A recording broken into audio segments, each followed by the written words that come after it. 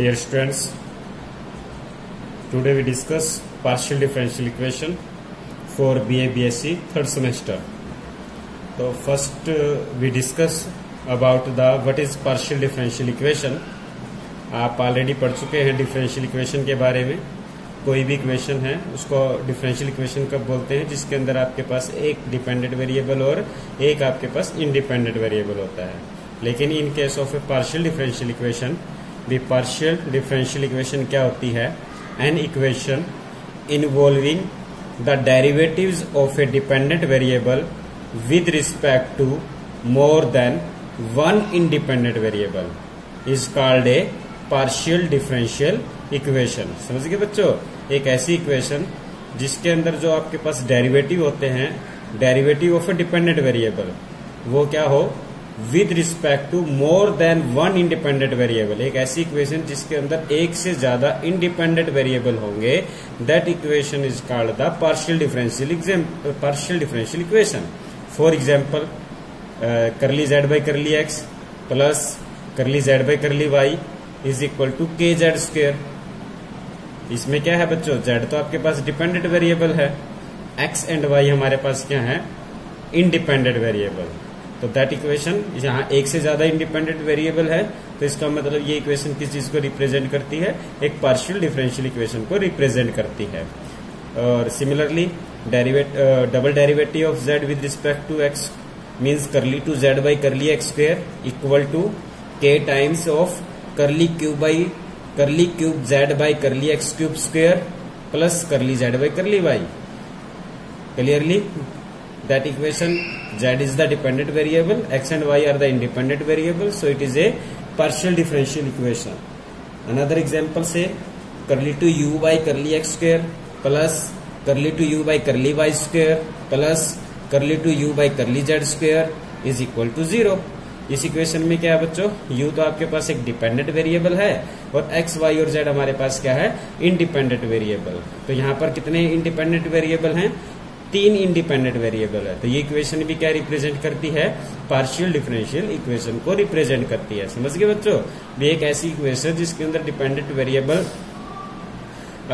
जिसके अंदर आपके पास एक से ज्यादा इंडिपेंडेंट वेरिएबल हो, मोर than one independent variable is called the partial differential equation. अब हम डिस्कस करना चाहते हैं बच्चों order of a partial differential equation. Partial differential equation का ऑर्डर क्या होता है? The order of highest order derivative involving in a differential equation. उस डिफरेंशियल इक्वेशन में जो सबसे ज्यादा हाईएस्ट ऑर्डर होगा वो उस इक्वेशन का क्या कहलाएगा बच्चों? Order of the partial differential equation कहलाएगा. जैसे कि आपने देखा फर्स्ट एग्जांपल में, ये क्या है? फर्स्ट ऑर्डर डेरिवेटिव है, तो इस इक्वेशन का ऑर्डर क्या है आपके पास बच्चों? फर्स्ट है. यहाँ आपने देखा ये सेकंड ऑर्डर डेरिवेटिव है, यहाँ आपने देखा क्या है? थर्ड ऑर्डर डेरिवेटिव भी है.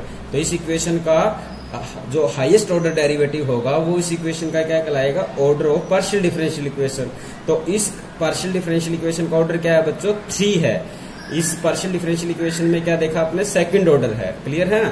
तो therefore the example 1, 2 and 3 have order 1, 3 and 2 respectively. Clear students? Now we discuss the degree of partial differential equation. Degree का से आप क्या समझते हो? The degree that is power. Degree का मीन्स किससे है? Power of highest order derivative. अभी आपने ऊपर क्या पढ़ा? Order of partial differential equation. जिस हाईएस्ट ऑर्डर डेरिवेटिव को हम क्या कहते हैं? Order of partial differential equation. तो जो हाईएस्ट ऑर्डर डेरिवेटिव है उसकी जो पावर होगी, हाईएस्ट ऑर्डर डेरिवेटिव की जो पावर है वो क्या कहलाती है बच्चों? Degree of the partial differential equation.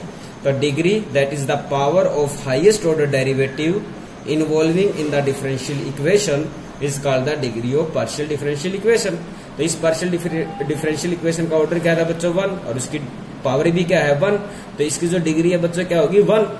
इस डिफरेंशियल इक्वेशन का ऑर्डर आपने क्या कहा था? 3, और इसकी जो पावर होगी, इसकी पावर क्या है? 2. तो इस डिफरेंशियल इक्वेशन का ऑर्डर क्या है? 2. और इसकी जो हाईएस्ट ऑर्डर डेरिवेटिव क्या है बच्चों? 2 है, और इसकी पावर क्या है? 1. तो इस पार्शियल डिफरेंशियल इक्वेशन का ऑर्डर डिग्री क्या है बच्चों? 1. Clearly therefore the example 1, 2 and 3 have degree 1. Example 1 की डिग्री क्या है बच्चों? 1. एग्जाम्पल 2 की डिग्री क्या है बच्चों 2 और एग्जाम्पल 3 की जो डिग्री है वो क्या है 1 है। Clear students? Okay, now we discuss the linear partial differential equation. What is linear partial differential equation?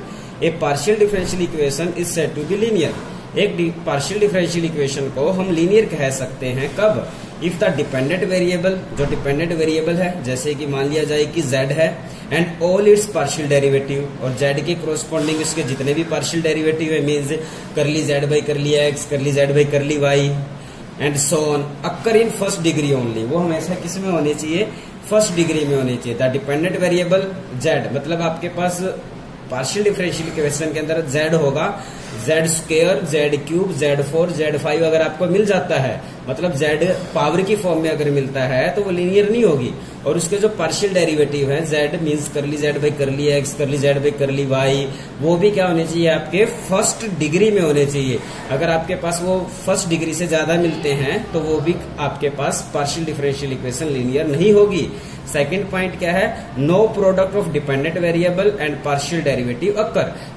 Dependent variable और पार्शियल डेरिवेटिव की जो प्रोडक्ट है वो हमें इक्वेशन में नहीं दिखनी चाहिए। जैसे कि z करली z बाई करली x, इस टाइप की अगर टर्म आपकी इक्वेशंस में है तो वो लीनियर नहीं हो सकती।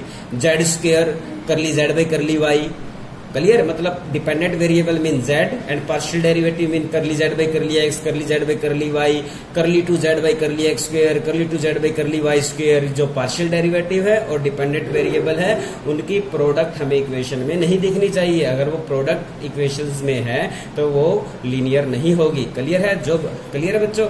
तो कोई भी पार्शियल डिफरेंशियल इक्वेशन है उसको हम लीनियर कहेंगे कब? The dependent variable say z and all its partial derivative occur in first degree only. Second point है कि no product of dependent variable and partial derivative occur in that equation. Clear students? जो equation linear नहीं होगी, linear partial differential equation नहीं है, तो उस equation को हम क्या कहेंगे? Non linear partial differential equation. Okay,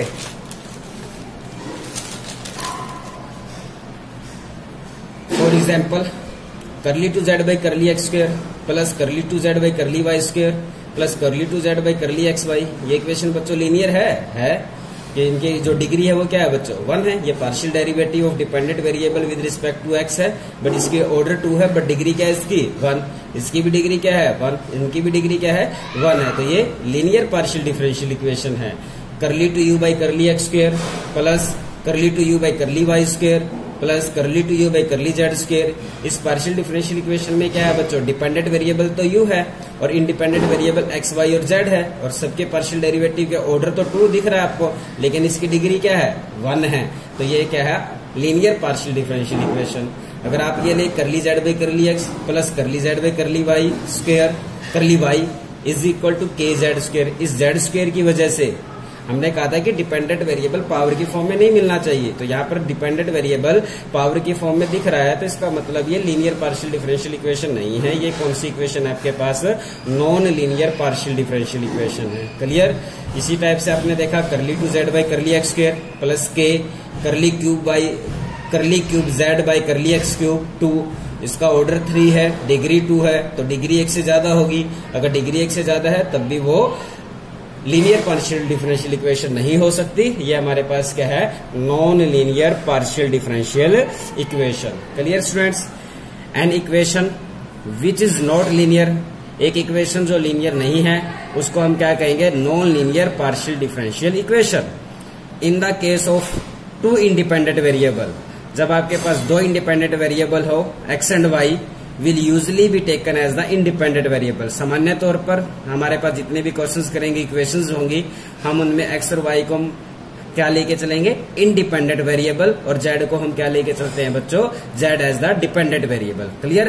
कोई भी पार्शियल डिफरेंशियल कोफिशिएंट, जो पार्शियल डिफरेंशियल कोफिशिएंट है mean curly z by curly x, curly z by curly y, इनको क्या बोलते हैं? Partial differential coefficients. Are denoted by, इनको हम डिनोट कर सकते हैं किससे? Curly z by curly x को स्मॉल p से रिप्रेजेंट करते हैं, और करली z बाई करली y को किससे रिप्रेजेंट करते हैं बच्चों? हम q से। क्लियर? इसी टाइप से अगर हमारे पास second order partial derivative coefficient है means curly 2z by curly x square, करली 2z by curly x curly y curly two Z by curly y square are denoted by, इनको हम किससे डिनोट करेंगे बच्चों, आर, एस और टी से। That is means curly two Z by curly x square को किससे रिप्रेजेंट करते हैं, स्मॉल आर से। Curly two Z by curly x curly y को किससे रिप्रेजेंट करते हैं, एस से। Curly two Z by curly y square इसको किससे रिप्रेजेंट करते हैं, टी से। Clear student. कुछ नोट्स हैं, अगर आपके पास एक से ज्यादा एन इंडिपेंडेंट वेरिएबल हो, in the case of an independent variable, जैसे एक्स और वाई तो अब तक हम क्या लेके चल रहे थे, दो इंडिपेंडेंट वेरिएबल। अगर हमारे पास कितने इंडिपेंडेंट वेरिएबल हो बच्चों, एन इंडिपेंडेंट वेरिएबल है, तो वी टेक दैम, हम उनको क्या ले लेते हैं, एक का नाम x1 ले लेते हैं, एक का नाम x2 ले लेते हैं, एक का नाम क्या ले लेते हैं, एंड सो ऑन, और लास्ट वाले को क्या ले लेते हैं बच्चे, xn।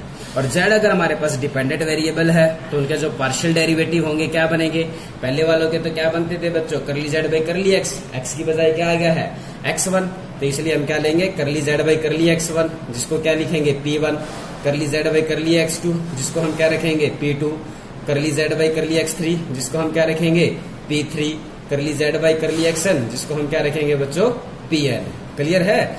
अगर आपके पास n इंडिपेंडेंट वेरिएबल है तो हम उनको इस टाइप से रिप्रेजेंट कर सकते हैं। Sometimes the partial derivative are also denoted by suffix. Sometimes जो पार्शियल डेरिवेटिव है उनको हम किससे भी रिप्रेजेंट कर देते हैं, सफिक्स से रिप्रेजेंट कर सकते हैं। जैसे कि ये लिखा जाए कि दैट इज ux लिखा जाए, u के पैर में क्या लिखा जाए, x। इसका मीनिंग क्या होगा बच्चों, करली u by curly x। u के पैर में अगर y लिखा आ जाए तो इसका मतलब है करली u by curly y। u के पैर में xx डबल x लिखा जाए तो इसका मतलब है curly two u by curly x square. u के पैर में अगर xy लिखा मिल जाए तो इसका मतलब है curly two u by curly x curly y and so on. It is just the representation of partial derivative. Okay, अब है कि बच्चों हमें पार्शियल डिफरेंशियल इक्वेशन बनानी है। Formation of partial differential equation, formation बोल दो या derivation of partial differential equation. आपके पास एक इक्वेशन दे रखी होंगी और उनका यूज करके हमें क्या बनानी है, पार्शियल डिफरेंशियल इक्वेशन बनानी है। तो हमारे पास दी हुई इक्वेशन से पार्शियल डिफरेंशियल इक्वेशन बनाने के दो मेथड हैं, दो रूल हैं। फर्स्ट है कि जैसे partial differential equation can be derived in two ways. Partial differential equation को हम दो तरीके से ड्राइव कर सकते हैं। फर्स्ट मेथड क्या है, by the elimination of arbitrary constant from a relation between x y and z. सबसे पहला मेथड क्या है कि आर्बिट्रेरी कांस्टेंट को एलिमिनेट करके हम पार्शियल डिफरेंशियल इक्वेशन को बना सकते हैं। आपके पास एक इक्वेशन दे रखी होगी जेड एक्स वाई ए और बी की फॉर्म में, जेड एक्स वाई और आर्बिट्रेरी कांस्टेंट की फॉर्म में। उन आर्बिट्रेरी कांस्टेंटों को एलिमिनेट करके जो इक्वेशन बनेगी that equation is called the partial differential equation. और सेकंड मेथड में है by the elimination of arbitrary function of three variable. और आपके पास कई बार आर्बिट्रेरी कांस्टेंट की बजाय क्या दिए होते हैं, आर्बिट्रेरी फंक्शन दिए होते हैं। उन आर्बिट्रेरी फंक्शनों को एलिमिनेट करके जो इक्वेशन बनाएंगे हम, that equation is partial differential equation. Clear है बच्चों। पार्शियल डिफरेंशियल इक्वेशन को ड्राइव करने के हमारे पास कितने वेज हैं, टू वेज हैं। एक वेज में तो हम आर्बिट्रेरी कांस्टेंट को एलिमिनेट करते हैं, अब दूसरे वेज में हम आर्बिट्रेरी फंक्शनों को एलिमिनेट करते हैं। तो सबसे पहला वेज, फर्स्ट मेथड पढ़ते हैं, bye the elimination of arbitrary constant. जब आपके पास किसी भी इक्वेशन में आर्बिट्रेरी कांस्टेंट दे रखे हैं, उनको एलिमिनेट करके पार्शियल डिफरेंशियल इक्वेशन कैसे बनती है उस मेथड के बारे में हम डिस्कस करते हैं। मान लेते हैं कि z is a function of, z हमने मान लिया कि z is a function of x and y। Means z आपके पास क्या हुआ, z हमारे पास डिपेंडेंट वेरिएबल हुआ, x और y हमारे पास क्या हुए, इंडिपेंडेंट वेरिएबल हुए। क्लियर। z हमने मान लिया कि it is a function of x and y such that आपके पास एक रिलेशन दे रखी है किस टाइप से, x, y, z, a, b is equal to 0।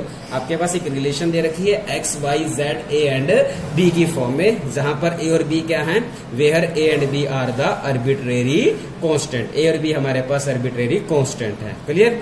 जब आपके पास एक इक्वेशन दे रखी होगी z, x, y, a और b की फॉर्म में, तो उसमें से हमने आर्बिट्रेरी कांस्टेंट ए और बी को एलिमिनेट करना है। और उसको एलिमिनेट करने के लिए सबसे पहला स्टेप क्या होगा, जो दी हुई इक्वेशन है हम उसको डिफरेंशिएट करेंगे, पार्शियली करेंगे with respect to x and Y.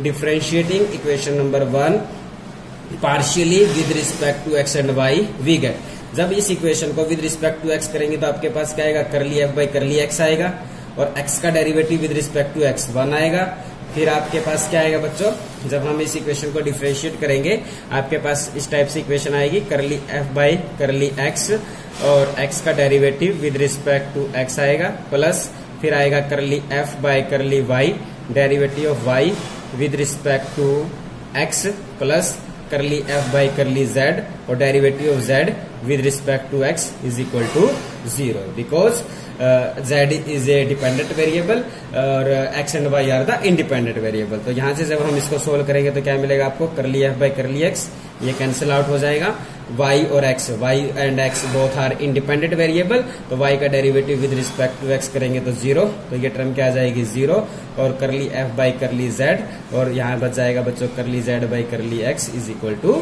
0। Clear है स्टूडेंट्स, इसलिए हम इसको लिख सकते हैं, जब इस इक्वेशन को विद रिस्पेक्ट टू x और y हमने डिफरेंशिएट किया तो हमें मिला curly f by curly x plus curly f by curly z dot curly z by curly x is equal to 0।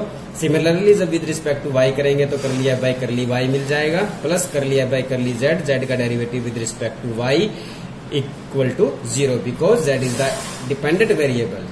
और आपको पता है अभी हमने पीछे बताया था करली जेड बाई करली एक्स को किससे रिप्रेजेंट कर सकते हैं, स्मॉल पी से, और करली जेड बाई करली वाई को किससे रिप्रेजेंट कर देते हैं, स्मॉल क्यू से। तो इक्वेशन नंबर 2, इक्वेशन नंबर 3 और इक्वेशन नंबर 1, इन तीनों इक्वेशनों को हमें इस टाइप से सोल्व करना है कि उनको सोल्व करने के बाद आर्बिट्रेरी कांस्टेंट ए और बी हमारे पास से क्या हो जाए बच्चों, इलिमिनेट हो जाए।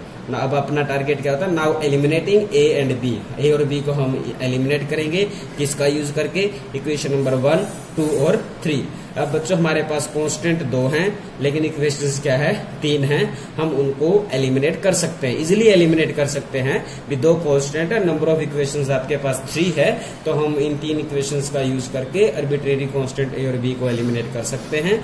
आफ्टर एलिमिनेटिंग, जब एलिमिनेट करने के बाद जो इक्वेशन आएगी वो किस टाइप से हो जाएगी बच्चों, x y z small p, जहां पर स्मॉल p क्या है, करली z बाई करली x है और q क्या है आपके पास, curly z by curly y।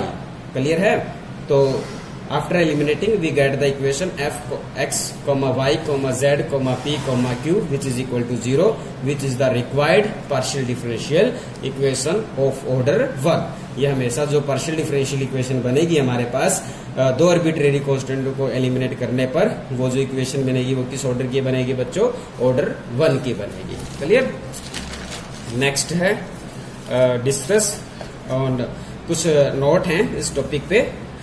If the number of arbitrary constant to be eliminated, जो हम नंबर ऑफ आर्बिट्रेरी कांस्टेंट को एलिमिनेट कर रहे हैं, is equal to the number of independent variable, means number of arbitrary constant और number of independent variable are same.